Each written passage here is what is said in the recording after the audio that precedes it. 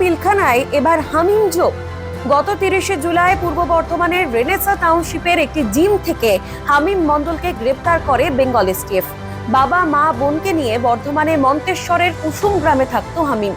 এদিকে ঘর ভাড়া দিয়ে হাওড়ার পিলখানা এলাকায় চালাতো কারখানাও। পিলখানার 7 নম্বর আলম মিস্ত্রি লেনে এই দোকান।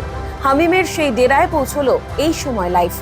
এই মুহূর্তে আমরা একটি গোডাউন আপনাদেরকে দেখাবো এবং এই যে কাপড়ের গোডাউন, যেমনটা পুলিশ সূত্রে আমরা জানতে পারছি, এখন কিন্তু এখানে তালা ঝুলিয়ে দেওয়া হয়েছে।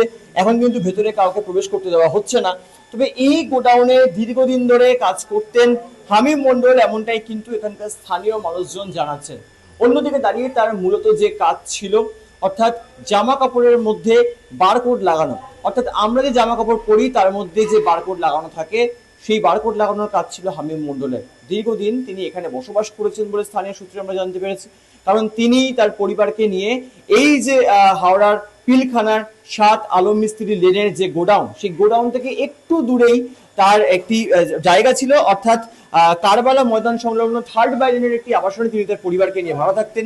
যদিও পরবর্তী ক্ষেত্রে যখন উচ্ছেদ শুরু হয় তিনি সেখান থেকে চলে যান এবং উচ্ছেদ শুরু হওয়ার পর তিনি সরাসরি চলে যান হচ্ছে একদম বর্ধমানের রেনেসা হাউसिंग এ।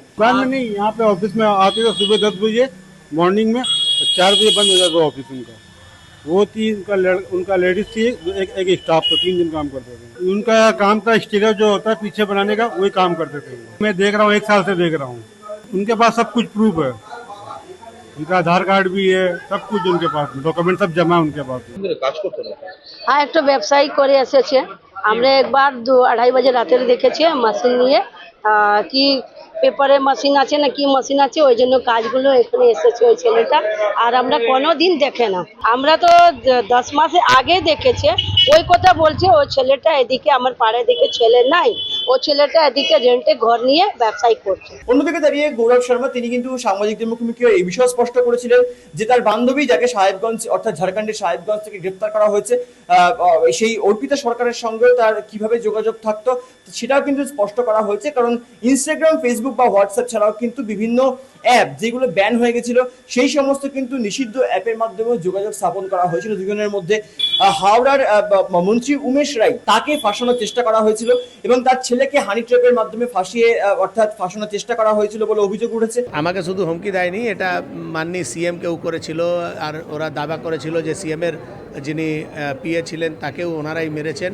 এই ধরনের অনেকগুলো ভিডিও দিয়ে থ্রেট করার একটা প্রয়াস হয়েছিল। আমাকে আমার ছেলেকে কিডন্যাপ করার কথা বলেছিল। এই যে গোডাউন, যে গোডাউনে দীর্ঘদিন ধরে কাজ করতেন বলে স্থানীয় সূত্রে আমরা জানতে পেরেছি, এই গোডাউনে যখন তিনি কাজ করতেন সেক্ষেত্রে তার সঙ্গে আর কারা কারা জড়িত ছিল, শুধুমাত্র তিনি কি একা এই গোডাউনে আসতেন নাকি সেই মুহূর্তে আরো স্পেশাল কেউ আসতো, সেই বিষয়গুলো কিন্তু খতিয়ে দেখছে পুলিশ। ক্যামেরা কিশোর মুখোপাধ্যায়ের সঙ্গে সুব্রজিৎ চক্রবর্তী, এই সময় লাইভ, হাওড়া।